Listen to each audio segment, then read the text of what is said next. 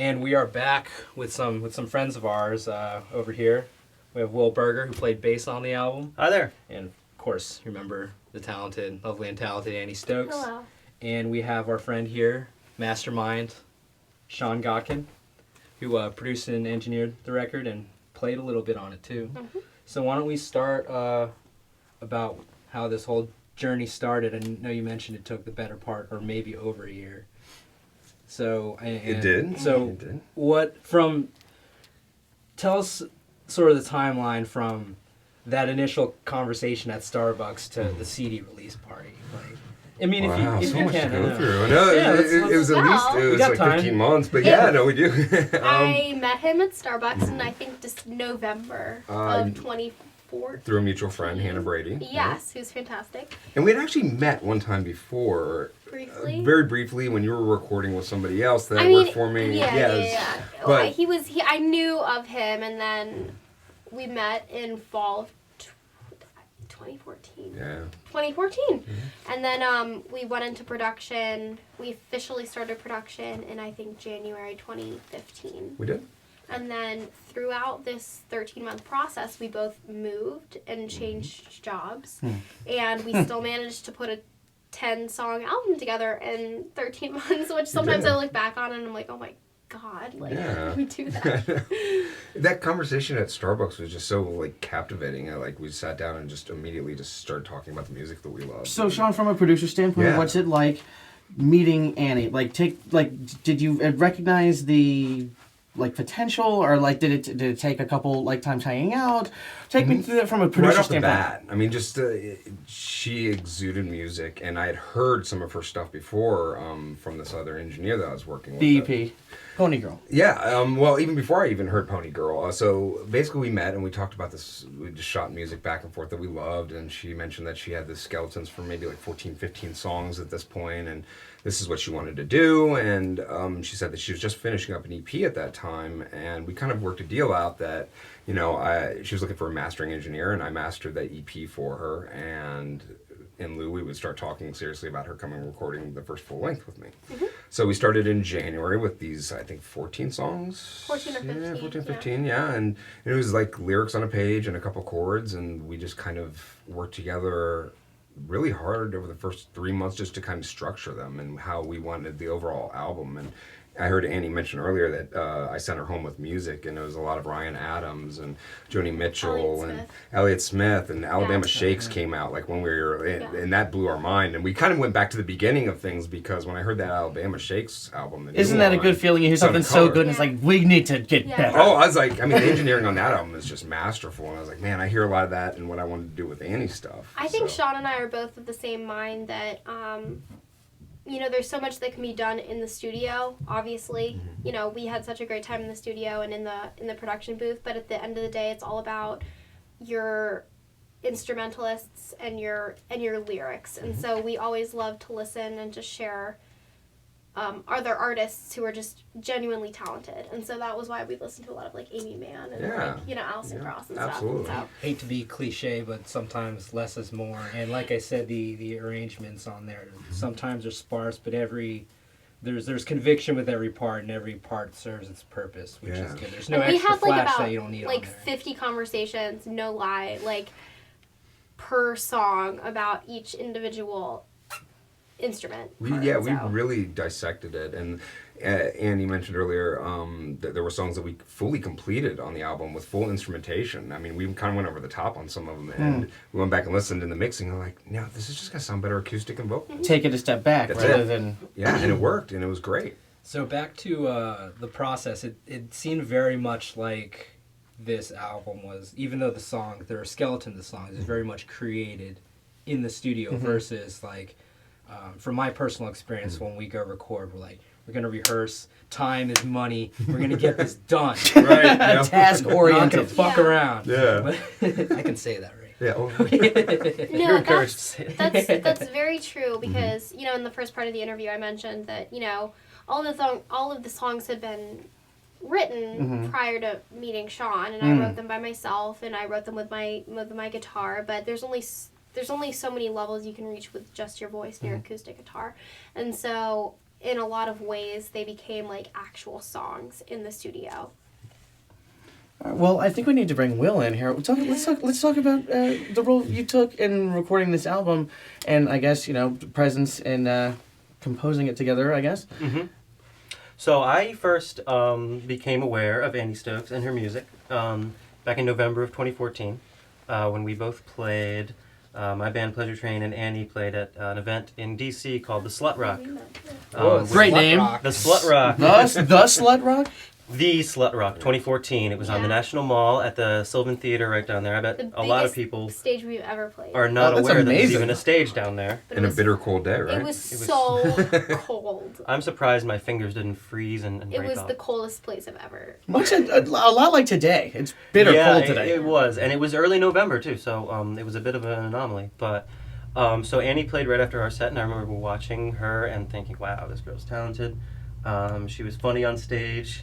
She was very natural sounding with her audience, and we didn't really talk very long after her set because I had to go. I had to. But I remember shaking her hand and saying that was I awesome. had to go back to my heated car. Seek solace. And then we played a show together. It was actually a Blue Hippo It album was our release EP party. release show. hmm Yeah. We both, my band and Annie, came out with. Annie was coming out with Pony Girl. We were coming out with our first EP, and so we played a show together at Fat Tuesdays, where we talked some more. And then there really was no contact again until the following spring, 2015, March or something, when Sean hit me up and said, "Hey, Annie needs a bass player for her new album. She's got some songs that she needs bass on." And So they were spring. You started in January. You guys were well into the process, and it Yes. finally was like, we need to bring someone in. We had demoed every song, and we had actually done drums for about 4 songs, and we had, we were about 50% through the process, and that's when we started building our studio band and what would become our live band. Because I think with the exception of our guitarist Josh, my studio band, I'm very lucky to say that my studio band is my live band. So, yeah. Yeah, so I think the first song I cut with you was Lucky Girls, Yes. Yeah. which is a great song. It's a very short song. It is a very short song. I almost call it like the punk song on the album. It's 2 minutes long. And Yeah. it's quick. Well, I have a couple songs on here that are like over 5 minutes long, so I think I need if my mom was listening to Lucky Girls and she's like, "You should write another verse," and I was like, I say the same thing too, but there's value. but then to there's like keeping it short and Midnight sweet. Caravan, which is like almost 6 minutes long, and I'm like, Well, these days, 2 minutes and 30 seconds is the new 3 minutes and 30 Yeah. seconds on the True. video. Yeah. yeah, can you Attention Instagram it? spans. 15 seconds of emotion. That's right. That's all you need. Yeah. No, in the Snapchat it. I need 8 seconds. Condense Yeah. it down even further. In the days of iTunes and click, I don't like that. I like Mhm. that. No. Where do you see where do you see yourself going? Where do you see the music business going? I know I didn't mean. I'm Such trying to an get a little interesting deep question. on you. No, that's Whoa. a great question. You know, my Excellent perspective is- pivot. You for can- every 30-second attention grabbing clip, sometimes we don't give music fans enough credit.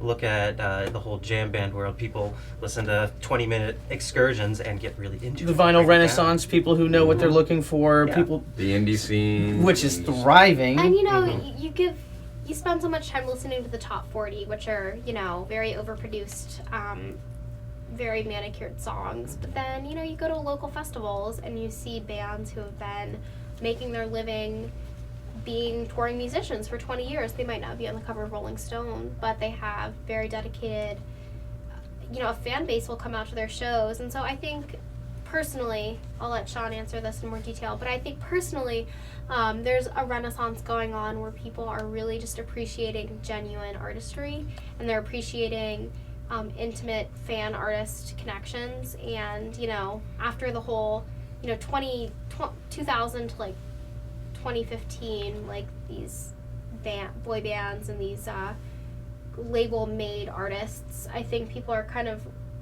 really interested in seeing actual songwriters And and, you actual can see that singers in and the actual- digital world with things like GoFundMe or Patreon, Yeah. where careers take a can break real quick? exist. I'm sorry. Hey Pat, can you hit the keyboard on my laptop?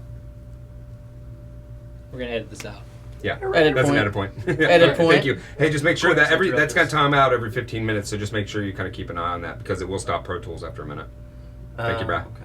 We good? All right, sorry. So I did want to answer that question. But going back to your, just sorry to build on your point really quick. One of my biggest pet peeves is when somebody says, "There's no good music anymore," Oh, that's the It worst. is It's an so absolute full of lie, shit. and I think It's lazy. in every Yes. genre, and it's not hard to find either. in No. every, Easier than ever to in- find. Easier than ever. in Easier than every ever to find. decade, there's gonna be, Dog and the Butterfly, Yeah. and there's gonna be a stupid pop song. You're gonna have a Milli Vanilli Yeah. every decade. Yeah, Yeah. and then there's Sorry also for our gonna fans be out there. there's also gonna be fantastic songs. So back in the in the 70s there were really really stupid bubblegum Mhm. pop songs, and there were also really fantastic songs that I It's always been a personally balance. Led Zeppelin's acoustic stuff has been a huge And inspiration for now me. you're getting into things like subculture, Yeah. subversive art. But things now like today, that. like of course, Justin Bieber and Taylor Swift, they're like on the top of the albums, but like so is Alabama Shakes and like Right. Donnie Donnie and Marie were popular in the 70s Chris too. Stapleton is about to win a Grammy, and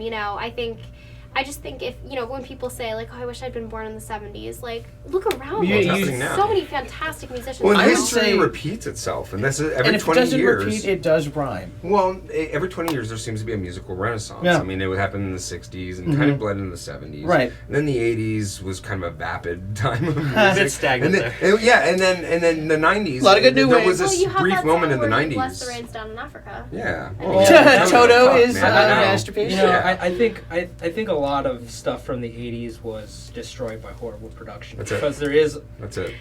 as I've gotten older, I've come to appreciate. There's a lot of great songs written in the '80s. Oh, just yeah. Horrible production. Unmitigated Yeah. cocaine Prototype consumption. Yeah. I mean, the Phil synth Collins bass. Yeah, producing synth bass. thing, We've done sound checks where the engineer goes, just do a quick Phil Collins drum set, Yeah. drum check, and everyone knows what it is. But to get it back on course for the musical direction, I guess, of the current generation, I found, I'm 31 now, so there are a lot of people younger than me making music now, and this generation in particular seems to have almost no problem genuinely rehashing old ideas, but making them as fresh as they were, but in a very traditional way. There's increases and improvements to make it modern, much like what you're doing on Doll, but it still feels very traditional. They're but- paying respect. Yeah, exactly. To that which came before, Yeah. and I think that's where all great music comes from. They always borrow from like your idols from the past, but you turn it into something newer for a new generation.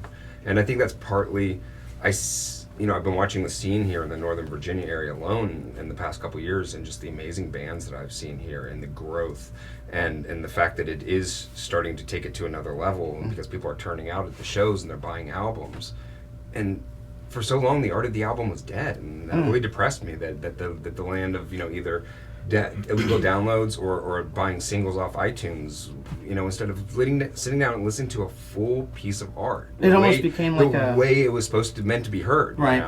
I think it's getting better, but I think, unfortunately, for the vast majority of the population, I have hope.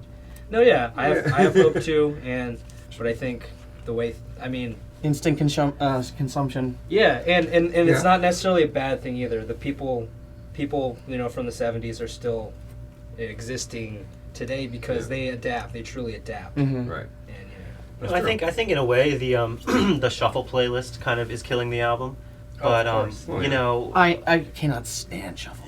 And there's many things that's killed the album, and the fact that the industry Hey, is the album's still alive, Sean. Well, no, still they- alive for me. Could argue From an TV. industry standpoint, so okay, the industry is in shambles right now. I mean, it has hit a brick wall that's never hit before, because you've gone from 20 major labels down to 3 in the past 20 years, Right. and basically they're only interested in pumping out these machines that are just making money for them. They don't care about Something their they can artistics. market. That's it. It's all marketing. It's all cross marketing into movies and commercials, and and it's all marketing. It's brainwashing, and it's lost the art. The art has been lost, But but then it's you- still there because you there's do these have amazing bands exceptions. who are turning out albums like Alabama Shakes, Alabama- Adele. Yeah, I mean, Adele. how do you Even on a question local that damn level. album? Yeah. It's so good. Yeah. Oh, I like it done. I mean, Everybody like, loves Adele. Adele's amazing. yeah, I mean, like, and then you have like these anomalies. Like, it's not even fair to bring up. You had Black Star. That was a mainstream album, #1 on the Billboard charts, but for different reasons. But I want to talk more about the production of Doll from your standpoint. Sure. You guys, I am sort of focusing on the fact that it took 13 months to make this album. How do you describe that timeline? Is it a 3-act play? Are there quadrants? Like, It's a what's the 3-act process? play. Because when we started, I had just come up with the formula for Blue Hippo recordings and what I wanted it to be. And it was going to take time to grow it. I also lived in this very tiny townhouse, and I started off in basically a sectioned off dining room that I'd soundproofed. I remember we edited our first episode, Our- first pre-first episode. We did, Yeah. we did. So we did basically the first 5 months out of my living room. Like, Wrecker was completely composed, besides from the drums, in that townhouse. In a townhouse, yeah. Yeah. And I Nice. honestly look back and I think, in today's world, you have a lot of like instant gratification, and you think, okay, I have an idea and I want it to be in my hands in like 5 months. But I think 13 months was, we had a project that we were creating. Yeah. And I It's a feel like, gestation process. yes, I feel And like it used to take 13 months a to cut year an is album, exactly, and as Yeah. especially we would go back and we would start a song from scratch. Oh, yeah. We would listen to it and we would think, okay, we need a different mic, we need a different angle, and And there were some other songs that we kind of decided didn't belong on the album, and Yeah, other songs that you we- brought back in at the yeah, last exactly, minute. exactly, and it was also meeting people. It Like was.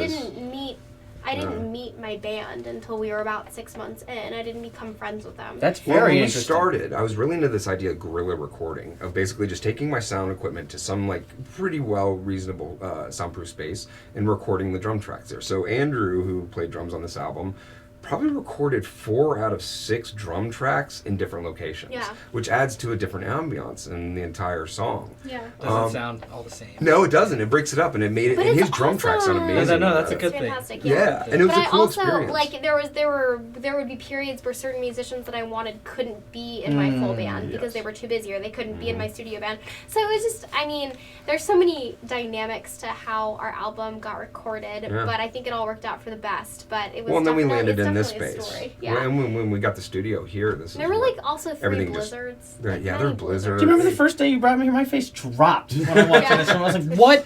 This? Yeah, it's all right. I don't even know what to say. Work in progress, No, but this is a good thing. This is a very good things thing. flew by when we got in here, and Yeah. and then we took a lot of time in mixing because we just kind of sat on it and we listened to it really in depth. Because at that point we were really just Because trying. when you listen to a song for 11 months, you're like, is this real music? Or am I Oh my singing gosh! English Yeah, it's like anymore? one Yeah. word Yeah. over and over and over. Fatigue. Yeah. Yeah, Well, need and fresh also, eyes. At that point, we're trying to shape the tone because like the songs, the stories have already been played out. And we decided how we wanted them to play out on the album as far as order, but we wanted to shape the entire tone of the record. Yeah. We wanted this very honest, intimate, but kind of dark, record to reflect, the experience that Annie had. So. Can I ask you guys all the same question? You can all give us an answer. Okay. What was personally for each of you? What was your most challenging or frustrating aspect? Just one. Just I'll go first. of the Dig recording in. I was thinking about Dig this. in. Like, Dig did Sean throw a in. book at you for messing up a bass part? Or No, from my perspective as a bass player, the hardest part was learning Annie's songs. It really stretched me as a musician. I'm very rooted in the funk, rock, groove, jam arena, and That's a harsh pivot. coming into Annie's world, the way she writes songs, it's deceptively complex. Her songs sound very stripped down and raw, but they're actually very difficult to learn. And the first song I played, like I was saying, Lucky Girls, that's pretty straightforward. It's got kind of a 50s doo-wop feel, not a lot of rhythmic variety. That one I kind of just cut right away. But eventually, there's actually a couple songs on the album that I tried numerous times to record bass lines for, and they just never worked out. Which You Were can you name Gone. one? You Were Gone You Were was Gone? one that I Shall they be named? tried a Yes. billion times to Oh. get something for that, and it just never seemed to There's work 3 out. songs I like guitar tracks on that. I was like, no. What else? Busted Cars and Broken Fences was another one that The last song on the album. Yeah. Yeah, the and last one. and both those songs, the funny thing is I play in the live band and it sounds fine, but for some reason it just never translated to the studio. We're playing live and recording in the studio is a whole different Yeah, ballgame. exactly. Have you heard of red light syndrome? I call- Once Yes. the recording button's on, you freeze up. I call it the Gremlin. Oh, God. Is that what it's called? I've been calling it the Gremlin my whole damn life. Moron. Remember that old Bugs Bunny cartoon where the Gremlin's ruining everything? Yeah. That's what that is. As soon as that light comes on, she's like, "You're gonna fuck this up." That's it. Better not. And for me the challenge was keeping it simple because Yeah. in a live setting it's in a way a little more forgiving. You can kind of just do your thing. In the studio, if you're not in the right place at the right time, all the time. The then quiet is a lot it's of not gonna pressure. work. Yeah. Yeah. Mm-hmm. So, the ones that worked out, I'm really happy about, and the ones that didn't, they work out great as they are on the album. I would say that my most well, this is a two-pronged answer, but my like in general, I've never worked with a producer before, and I've never taken my songs to this level, and so there were times when Sean would be like, I really envision this song sounding like this Van Morrison song, or this Amy Mann song, or this whatever song, and I'd be like, that's a great song. I have no idea where you got that from, because just that I'd never been through the whole process before of thinking like, okay, No frame of reference. I had no frame of reference for thinking we're gonna take this acoustic, like this 2-track acoustic vocal song to sounding like this, electric guitar thing. But that was just like an exercise in trust because it always worked out. But I would say, concretely, the most challenging thing was getting into the like post-production process where it's like 99% done and you just want it to be done, and you're like, I can't even tell. Like, he would put different like filters on the songs, and I would be like, I don't even know. What Like, even is this? is this too? He would be like, is this True. too jangly or too poppy? And I'd be like, I can't. Does the hi-hat need to Maybe, be brought back to like- like TDB? No one notices it but me. I'd be like, it sounds great. It's great. Were there any times where you sort of had to develop a little thick skin? Yeah, no, you definitely have to. Because I know, like, sometimes when No, you bring absolutely. in your child and stuff. no, I mean, Right. working with Right. not You have it just torn apart, almost or reshaped. not just with Sean, but with the band. Like, you have to get used to people being like, I don't really like that part. Just like Yeah. And then you're Openness, like, skin frankness. to the wind. Like, Just to I the don't like bone. that part. And you have to realize like everybody's here for the same thing. They Right. want the best possible Right. end product. We have to be Yeah. like, oh, okay. It's not against you. It's actually for you. They don't like that part. That's great. I'm glad they told me that. Cool. Does anyone have a shot of something like that? Yeah, it was the production part because that was brand new for me. Absolutely brand new. Just sitting in the studio and thinking like, how do I this thing that happened in my head is now 50 tracks in Pro Tools. Like, that was challenging for me. And so, Sean, that naturally goes to you. How was it working with, having said all of that just now, from your standpoint, what was it like, what's the word, shepherding this process? Developing It was amazing. It was amazing. First of all, that Annie put like this huge amount of trust. She literally like gave me her baby and like trusted me to kind of foster that and to help her develop it, and we did. And it was the coolest experience I've ever had. And I'll take it. I mean, it's the first full length album I've ever worked on. The first heavily input asked for on an album I've ever done, and it was just incredible. And I fell in love with the songs immediately. I mean, I think the third day we were in the studio, we cut acoustic versions of like 12 of the songs. Yeah. And it was very raw, just one mic in my living room. In your living room with a minion blanket over Yeah. Did And I any of could- that make the final cut? No, it was just for us because we wanted to soak it in for a while and we wanted to see like what we started hearing with it. And that's why I started developing the instrumentation, is listening to that. And I would hear like Midnight Caravan, I kept hearing like this, Van Morrison-esque like moon dance kind of sound to it. So I brought in Jenna to do the organ and then I brought it to Annie and she's like, holy shit, I can actually kind of hear it now. That's a funny story. That's an example of him giving me a suggestion that was a great suggestion, but something that I just was foreign to me at first. Like I said, coming from the very stripped down acoustic mindset, and then like 8 months later, after he originally introduced me to Van Morrison, I was playing at a vineyard and I played one of my songs, and one of the patrons there was like, have you ever heard of Van Morrison's Into the Mystic? And I was like, Yeah. it's like, yes, I have. And I love being able to do that, being able to like look at somebody's stripped down song and just like immediately hearing or building the instrumentation in my head around that. Well, to me, that's the mark of a good song. I noticed, you guys said that you actually stripped down a couple songs yeah. from a big arrangement, but the mark of a good song to me is you can play it in its rawest form, and you can listen to it. Yes. So, I mean, Yeah. Which is what we try to do. Which brings me to my most frustrating experience, which was my by and far Fair Game.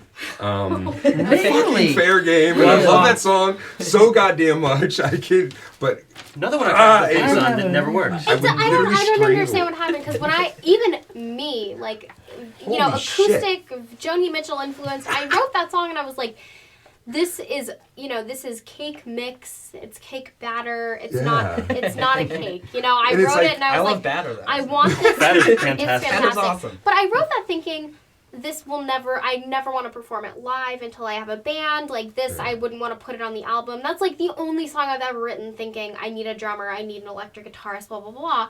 Ironically enough, we put all that on Fair Game, and it was like, No. it was hell producing Hard it. And pass. then Yeah. finally Sean took out everything, and we were just listening to it acoustically, and he's like, Yeah. it's going to just be an acoustic. I was like, this is And it was it. the, This be- is it was All the that best trouble. version it's ever I pulled been. everything out, and Yeah. I just put like this trace amount of reverb on her voice, and I was like, Yeah. fuck. Yeah. There it is. Yeah. That's it. And that's how some things kind of come together. And I'll say, And then there's Wrecker on the other hand, which is like, almost 50 tracks. Which I you know, wrote that to the EP you know, version of Wrecker is other like side completely- of the coin. I wrote Yeah. that to be acoustic. I wrote a finger picking style that I felt would be very Mm-hmm. full. And you often perform it like that, and it and sounds I good. always perform it like that, with the exception of like tonight and a couple other shows.